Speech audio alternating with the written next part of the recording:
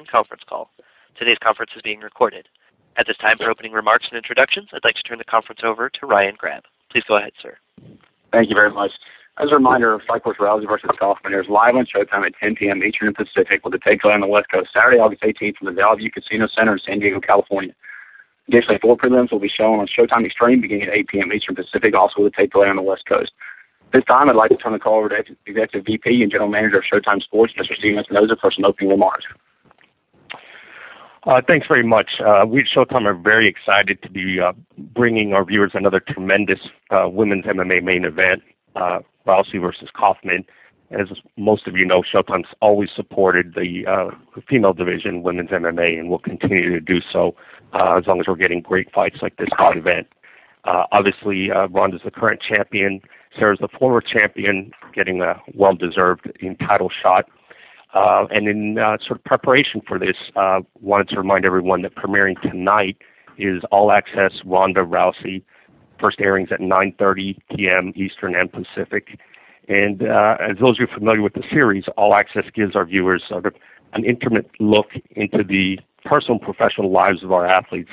In this case, we're looking back at the journey that Ronda has been on, from her early athletic career through the Olympics to becoming the Strikeforce women's bantamweight champion, placing that in context of women's MMA and the development of that sport, and introducing as well Sarah into the story and documenting why we think this is going to be such an exciting fight. Again, that's premiering tonight at 9:30. Multiple replays on Showtime, Showtime Extreme, and CBS Sports Network. Also available Showtime On Demand. And then the second episode of this 2-episode series is going to air next Wednesday, a week from today, also at 9:30 p.m. Thanks. Thanks, Stephen. Also, Stephen will be available on the call when we open up for questions for a few minutes and run to another meeting. But also on the call today, we're joined by current Strikeforce bantamweight champion Ronda Rousey, as well as her opponent and former champ Sarah Kaufman. This time, I'd like to turn the call over to Strikeforce CEO Scott Coker.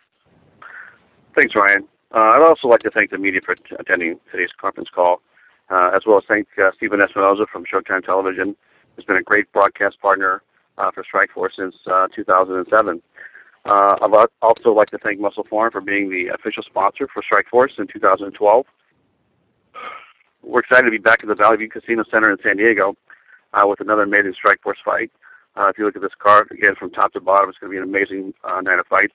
I'd like to thank Ronda, our current champion, and Sarah, our former champion, for taking this fight. I wish both of you good luck next Saturday night. It's going to be an amazing night of fights. Tickets are still available at the Valley View Casino Center and at Strikeforce.com. And if you're not in the area, I would say tune in to Showtime and catch this event because it's going to be an amazing night of fights, and the main event's going to be unbelievable. At this time, let's open up for questions. Thank you, ladies and gentlemen. If you'd like to ask a question on today's call, you may do so by pressing *1 on your touchtone keypad at this time. If you're using a speakerphone, please make sure your mute function is turned off to allow your signal to reach our equipment. Once again, that is *1 to ask a question. We'll pause for just a moment to allow everyone an opportunity to signal.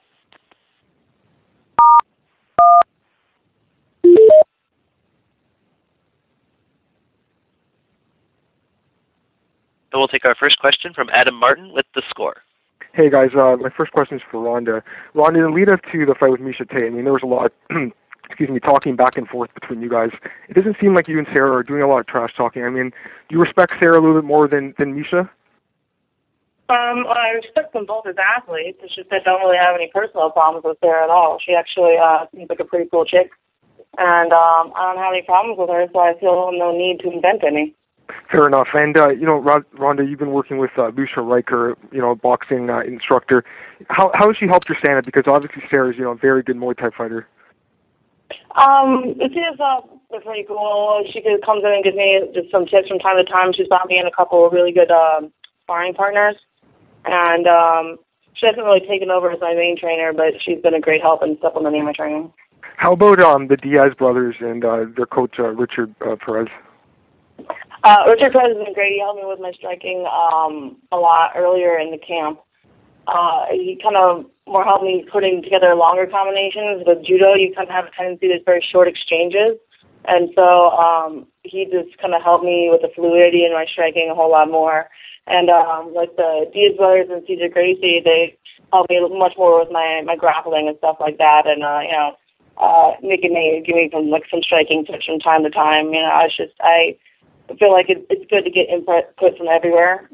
Like even the stop clock tells the right time twice a day, and I think that they're all very intelligent, knowledgeable towards MMA. So I just try to get as much information as possible from as many people as I can. And for Sarah, obviously, Ronda, there's no mistake. She's going for the armbar, and you've been submitted by armbar before, and you're only lost. So what have you been doing to make sure that's not going to happen in this fight? Coming into a fight, you have to know that, Ronda could go for the armbar to keep her streak alive. She could mix it up, go for something different. You can't focus too much on that one thing, but definitely, making sure that you're doing the ample amount of repetition in the proper defense and making sure you're getting out of good situations and getting out of bad situations and really putting yourself in uncomfortable spots in training, so hopefully you don't get there in fighting.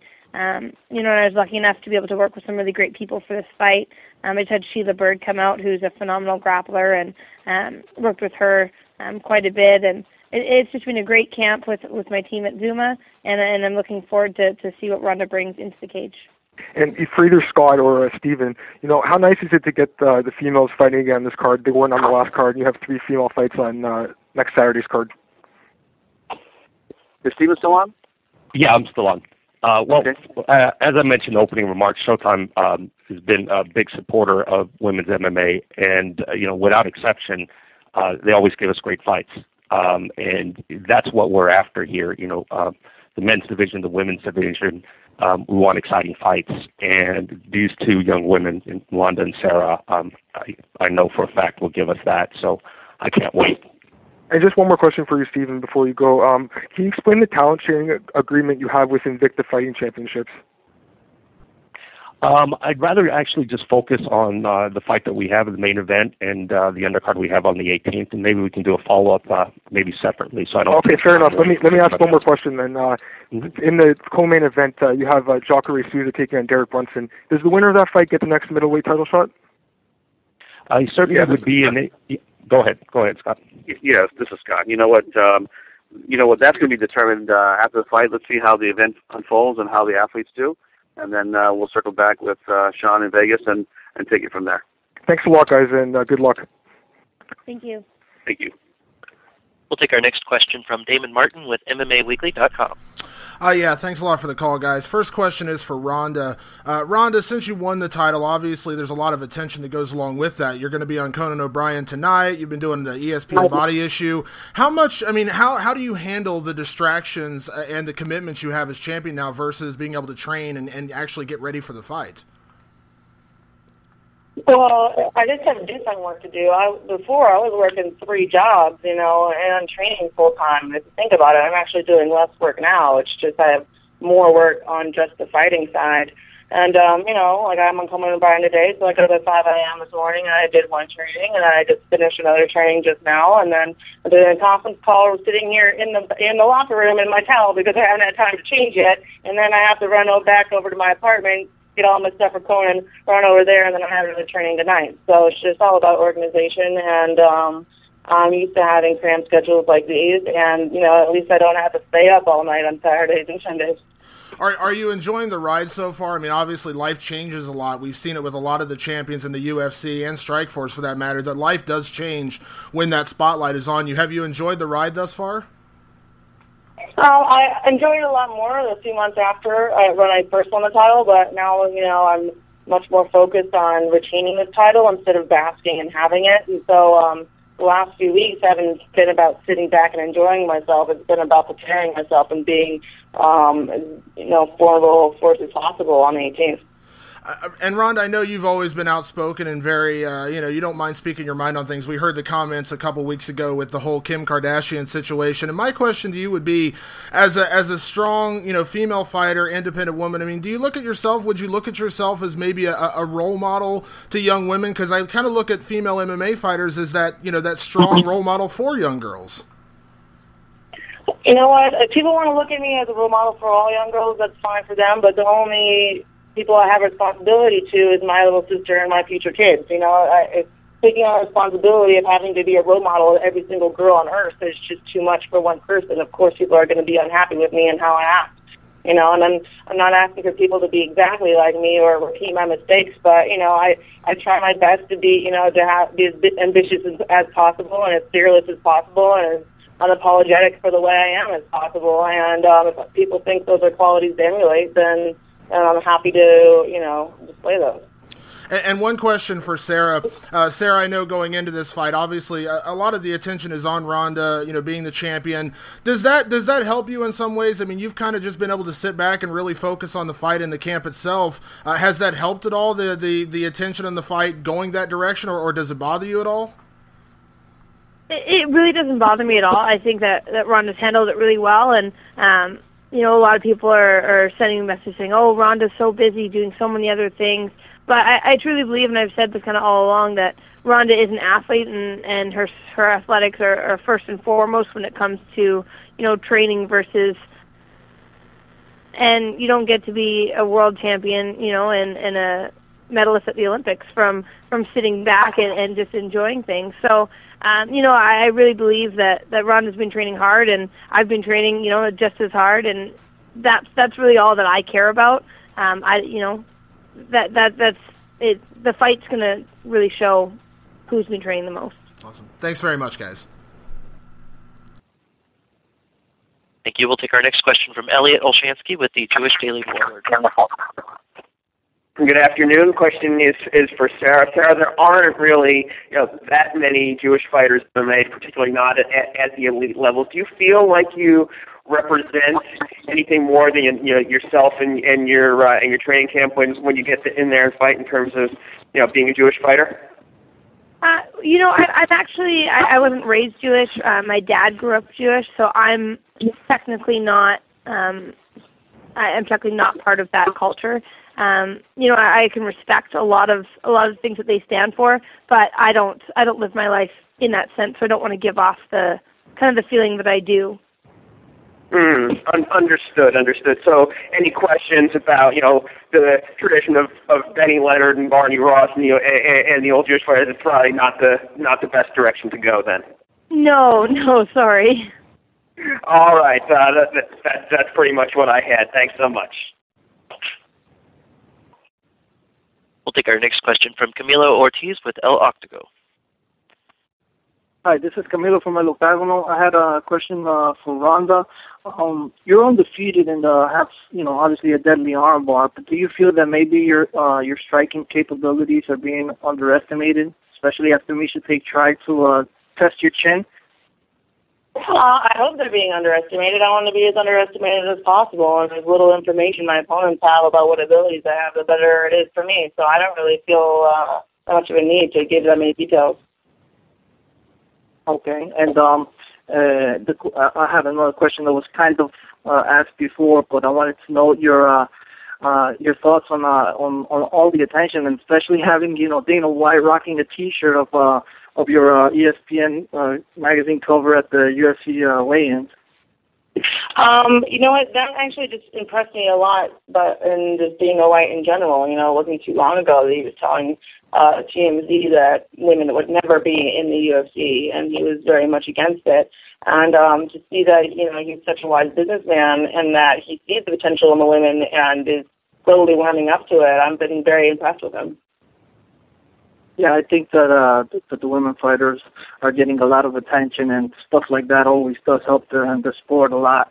And I had another question for Sarah. Obviously, your only loss was, the title shot when you lost the title to Marlos Cohen, and since then you've won your last 3 fights. I'm guessing the plan is going to be to try to keep the fight standing up. Do you feel that you have an advantage in the striking over Ronda? Well, I think I have an advantage in striking in the sense that I've been doing it for so much longer, just as Ronda's been doing her judo for forever. And, there's definitely areas that I think that I'm stronger at, and really I'm prepared for a lot of different aspects. And if people think that I'm just a striker, then that's great. Okay. All right. Well, that's it from me. I can't wait to see the fight on the 18th. Thank you. Take our next question from AJ Perez with FoxSports.com. This is for both you two on this question here. Every single, it seems like with the Strikeforce promotion, they seem to be putting the, it's also for Scott too, I guess, putting more legitimacy behind the women in MMA. Do you feel any extra burden to perform, and do you feel any extra incentive to put on a good show, since this is kind of moved from kind of the fringes to pretty much mainstream MMA?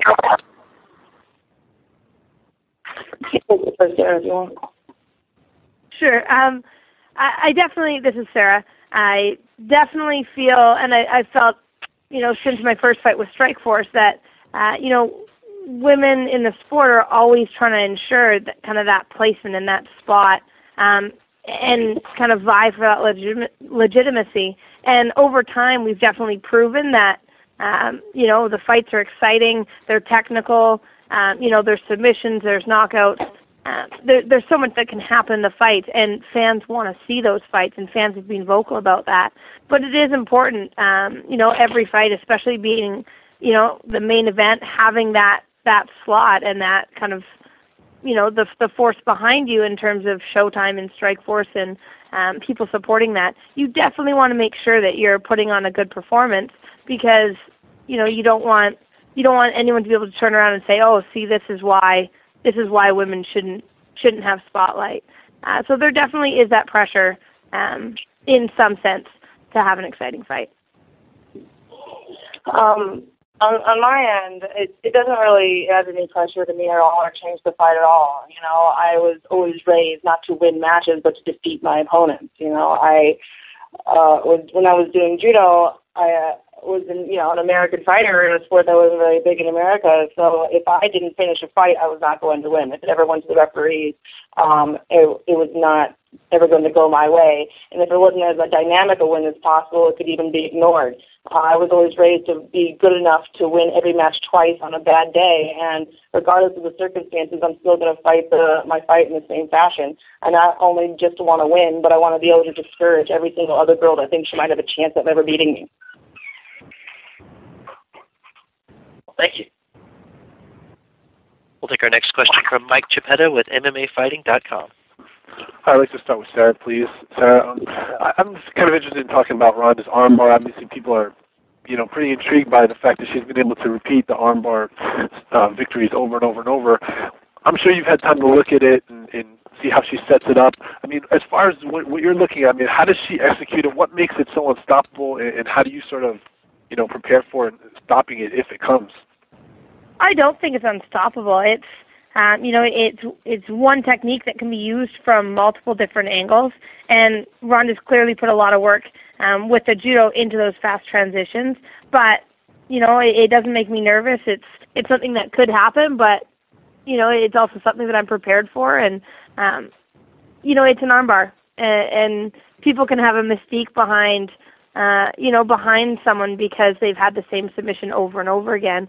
And it does create kind of an aura of, oh, well, she's won every fight by the same thing. And I did the same thing, when I had 8 knockouts in a row. And, you do have that mystique, and then someone has to break it, and that's what I'm prepared to do. Gotcha. And she mentioned before how, people haven't seen a lot of her striking, and it almost works as an advantage for her because you really don't know a lot about how good she is. From the little that you have seen so far from the fights, maybe you've seen her some training video tape. What do you think of what you've seen? I think that Ronda's had time to work on her striking, and I have no illusions that, that's probably been a focus, and I also have no illusions that, she's going to be, or that I'm going to be untouchable in terms of her striking. I really train as an all-around fighter, and I'm training as if she is a good striker, and as if she is a good, judo player, and as if she is, the slickest person on the ground, because I want to be prepared for the best, not assume, that she's kind of lower in that level. And I just looked up the odds for this fight before I came on the call, and she's considered a really big favorite right now by the odds makers. She's up to 6-1 in some places. Just wanted to get your reaction on that. Does that anger you? You think that's kind of disrespectful? What do you think about that, having only one loss in your career? It honestly doesn't bother me at all, and hopefully my friends can make a lot of money when I win the title. Okay, cool. And a couple question for you, Ronda, please.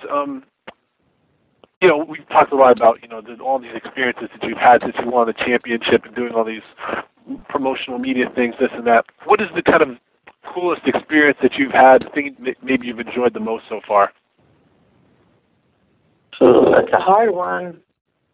The coolest one, I think it's just being able to have awesome seats to every single UFC event that I go to.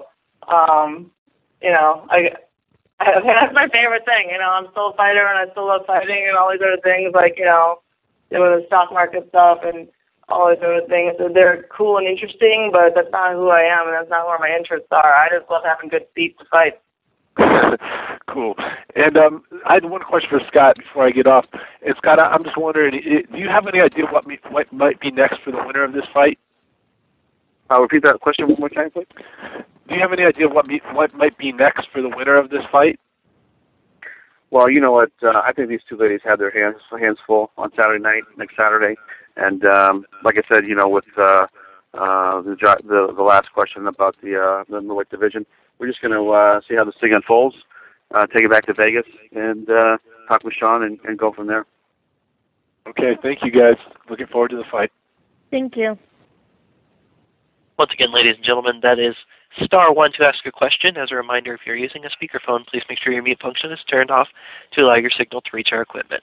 We'll go next to Heidi Fang with the MMA Fight Corner. My first question is for Ronda. I was wondering if you feel like there's more pressure coming into a title fence as opposed to when you went after the title. No, not at all. Like I said before, I was raised in the judo system where you fight several times in one day. And my mom has always said, only as good as your last match, and you don't fight the first fight of the day thinking about the final. And with every single fight, it's as important as the one before. You don't start with a score ahead because you did really good in the quarterfinals. I start from scratch every single time, and at every fight, I assume it's like all the work I've ever put into fighting and everything I've ever done is on the line because it is. So I always have the same amount of pressure on myself for every single fight, and everything going on outside can't compare to the own pressure that I put on myself. And another question for you. Have you been following the Olympics and the American Judo team, and what do you think about Kayla Harrison's gold? Yeah, I have been following the Olympics. Marty and Kayla, we all used to fight when we were younger. Me and Kayla actually used to live together, and it's funny, like, I was fighting 63 kilos, and she was fighting 70s, and then I moved up to 70s, and she moved up to 66. We were fighting at the same club, and we were, like, living across the hall from each other. So I remember one day we just threw all of our jeans in the hallway, and we traded all of our jeans, and it turns out that Kayla's hypoglycemic, so she couldn't make the weight anymore without, fainting. So then she went from 63 all the way up to 78, and then we threw all of our jeans back in the hallway again and pushed all of our jeans again. And with both those girls, we traveled all around the world together, and we fought in the junior nationals and all these different tournaments together for so many years. And I just feel very blessed to have been, shared that experience with them. And I was very concerned about how USA Judo would fare without me when I was gone, because when I was competing, I was the only one really medaling consistently. And it's very encouraging to see that USA Judo is, on the right path and going in a very good direction and is in very capable hands. And I couldn't be more happy for them. They're no one works harder than those girls, and they're extremely deserving of those medals. Great, thanks. And for Sarah, now that you've won 3 in a row after your last fight, the last loss, over Conan, do you feel that 3 in a row is giving you a lot more confidence going into this? I don't think my confidence ever wavered. It's kind of the same as Ronda. Every fight is the most important fight, and whatever happened in your last fight, it happened. It's over. It's done. You're starting fresh, and you're starting again with a new fight. And that's how I look at every fight, and that's how I'm coming into this fight. Yes, I want the title. Yes, I want to beat Ronda, but it could be anyone, and I just want to win, and I want to win. I want to get a knockout. I want to get whatever I can to make sure that I get my hand raised at the end. Okay, thank you, ladies. We'll take our next question from Stephen Maraca with MMAJunkie.com. Hey, Scott. I was hoping to get a little bit of an update on Cyborg Santos. I know that she fights in the featherweight, or she's traditionally fought in the featherweight class, but I think a lot of people would say that she's really only a big star in your stable of women's fighters. Is she still under contract with Strikeforce, and is there any possibility that she might be, fighting either Sarah or Ronda down the line, possibly? Well, Stephen, that's an interesting question because right now, like I said, Ronda and Sarah, they have a tough test next week in San Diego, and Cyborg is out until the middle of December, and we'll have to talk to her at that time and see what her interest is as far as going down in weight. I know it's a fight that at some point I know Sean has started dialogue about talking to Cyborg about fighting at 135. So there's dialogue, but nothing's confirmed, and we'll have to wait till after she gets off suspension to have a serious conversation with her anyway. But she's still under contract right now? Yes. Okay. Ronda, I know that you guys have gone back and forth a little bit on Twitter. I was hoping that you could maybe reflect on that possibility. I know you're focused on what's going on, what's immediately ahead of you, but I was wondering if you could reflect on that possibility, and you as well, Sarah. Maybe start with Ronda. Well, you already said it. I'm already 100% focused on what's immediately in front of me. How do you feel about the prospect of fighting Cyborg down the line, though? 100% of my attention is on Kaufman right now. You would have to watch that fight, and then afterward, I will let you know my intentions. Okay, fair enough. Sarah? Yeah, any future fights are fights that are happening in the future, and that's something to be thought about, once the fight at hand is over. I'm always open to fighting anyone, but at this point, I don't care who I'm fighting. I'm just looking at Ronda. Okay. And one real quick one for Ronda, if I could. Can you talk about your experience training with Lucia Riker and how it's been and how it's performed this camp? Like I said before, Lucia's been coming in and bringing me sparring partners, and she gives me some tips from time to time. She hasn't really taken over as being my main striking coach, but it's also very encouraging having, very strong and reputable, empowered women in the gym, and we've been having a couple of Muay Thai world champions and coming in, and Lucia Riker, who's boxing world champion, and me myself, who's a MMA world champion, and it's great to see women athletes of that caliber coming together, and it's encouraging to see where women's sport are going. Okay, thanks very much. You're welcome. We'll take our next question from Michael Mardonis with MiddleEasy.com. Lazy, what up? What up, Rhonda? How you doing, girl? Hey, Rhonda, my question is, how was it training up in the 209 for those 2 weeks that you were up there? What do you feel like you pulled most out of that mini training camp? I was actually up there for 2 stints of 2 weeks. A little bit over that, I think. Actually, the second one was 2.5 weeks or something like that. I got just a lot out of it. I just got a different look at my grappling game, and I took a look at boxing as well. And a lot of times, even if you hear the same thing in different words, you understand it better.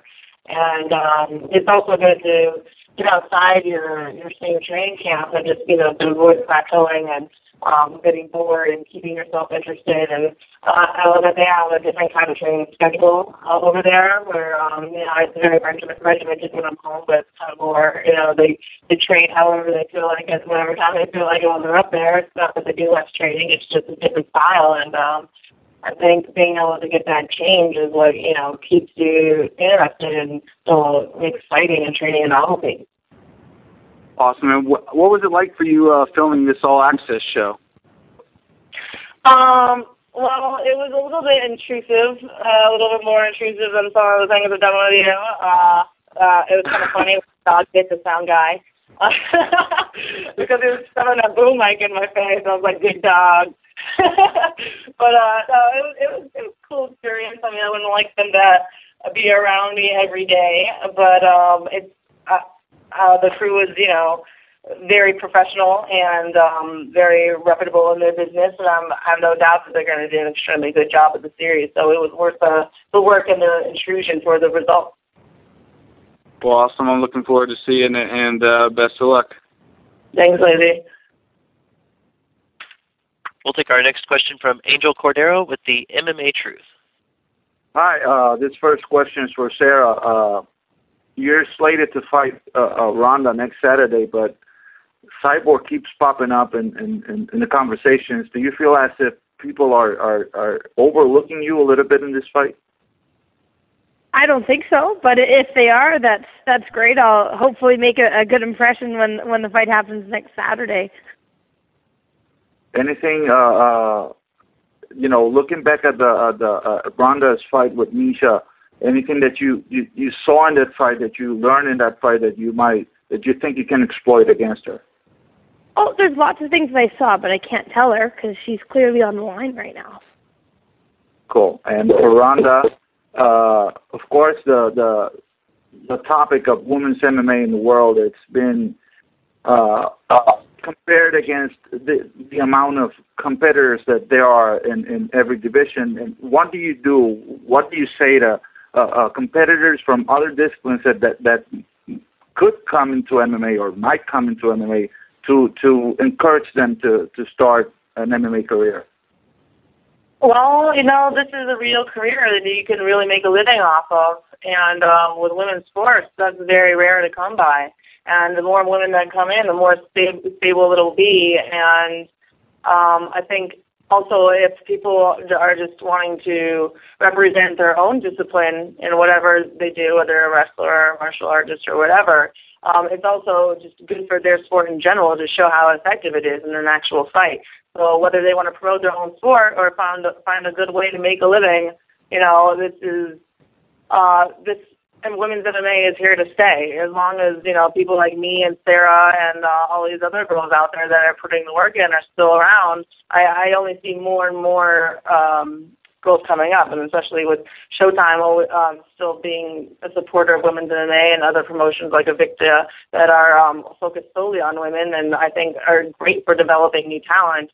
I see only positive things happening for women's MMA, and I think one of the reasons why so many women are hesitant to come into it before is they didn't think it was a very secure career option. But I think that it's going to be that. I think that women they're very exciting fighters, and we're clever, and we're entertaining, and we're here to stay. Let me ask you this, because there's a clear difference. I don't think I've ever seen a boring women's MMA fight. And between your last couple of fights and Sarah's fights and Misha's fights and even the two Invicta shows, we are yet to see a boring women's MMA fight. What do you think is the difference between a men's fight and a women's fight that is so interesting? Well, I think women in general all have something to prove. We all got a chip on our shoulder, and we should be angry about the lack of respect that they've received up to this point. Also, women I feel like take things much more personally and are a little bit more emotional when they fight, which also makes it more interesting as well. And you see a lot more girls coming out slugging, and you don't see that feeling out period because they're there to fight and defeat their opponents and to make a good impression and not just walk away with a better number on their record, which a lot of these guys can get away with because to be honest, their sport is not in peril. We're fighting for our survival, literally. Great. Thank you for your fighting for us. No problem. And ladies and gentlemen, we'll take our last question from Chris Connor with Last Call Radio Show in Boston. Hi, thank you guys for letting me on. Ronda, first question to you. How much pressure is there on you as one of a few big names on Strikeforce right now? I mean, with you and Tate, there was a lot of hype, a lot of trash talking. Sarah's not going to do that, and you don't feel any reason to manufacture a fake heat. So how much pressure is there do you feel to not only keep women's MMA alive right now, along with the Invicta fighters and the Strikeforce female fighters, but just to keep Showtime sort of relevant with a lot of the big names being right now going over to the UFC? I've been putting the same amount of pressure on myself from the very beginning. When I started, just as an amateur, I saw that the state the women's MMA was not very encouraging. And so I took whatever responsibilities I could onto myself to make us impossible to ignore. And, that worked very well. And I don't really feel like it's entirely my responsibility or anything like that, but I feel like that I'm capable of doing very good work for the women, and I feel like I've been doing a good job so far. I mean, look at us. We're a main event for the second time in 1 year. When has that ever happened before? And it's not like I feel like I have to do it, but it's something I want the sport to succeed, and that's one of my goals. And, I don't casually walk after my goals. I sprint after them with an axe. And the last question is Sarah Kaufman. Sarah, I know a couple of years ago you were frustrated about not getting on to the main Showtime or even getting on to CBS when Karan and Cyborg were here. You're now at the main event. It's what you wanted. How much, I guess, relief or sometimes is this bittersweet knowing that you're finally getting your chance to main event for Showtime for the title? It has been a long road, and I've really tried to be, I've tried to push the women's MMA along, since I first fought for Strikeforce, and Showtime had a title fight on a challengers card, and since then, I think through fighting and through being vocal and just getting more recognition for females that it's an amazing place that it's the main event on a big card, and Showtime and Strikeforce are both supporting that, and the fans are there to kind of back it up, and that's all I can really ask for is just try and help the sport grow and get more females interested and make the pool that much bigger. All right, best luck to both you ladies, August 18th. Thanks. Thank you. That does conclude today's question and answer session. I'll turn it back over to our speakers for any closing remarks. Thank you very much. Again, Strikeforce Rousey versus Kaufman takes place Saturday, August 18th from San Diego, California, and airs live on Showtime at 10 p.m. Eastern and Pacific. Thank you for taking the call today.